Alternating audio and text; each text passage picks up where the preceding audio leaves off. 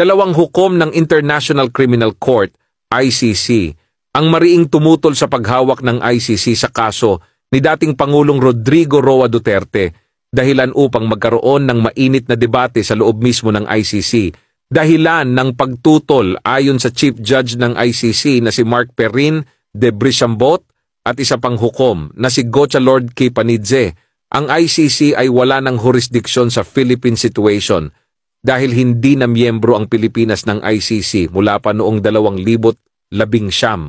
Pinunto ng dalawang hukom na ang Rome Statute, ang kasunduang bumubuo sa ICC, ay hindi maaaring ipatupad sa isang bansa na hindi nasakop ng kasunduan. Sa naging desisyon ng ICC, 3 hukom ang bumoto pabor sa pagpapatuloy ng investigasyon, habang 2 ang mariing tumutol, kabilang na ang Chief Judge mismo, dahil dito kitang-kita na hindi buong korte ng ICC ang sumusuporta sa kasong ito laban kay Duterte. Ang desisyon ay nangangahulugan na sa kabila ng pagpapatuloy ng investigasyon.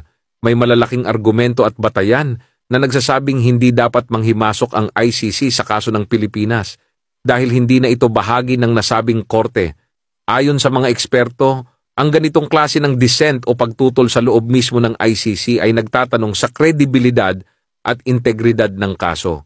Ipinapakita rin nito na hindi lahat ng ICC judges ay kumbinsido na may legal na batayan ang paghabol kay Duterte, lalo na't nasa ilalim pa rin ng soberanya ng Pilipinas ang anumang kaso laban sa kanya.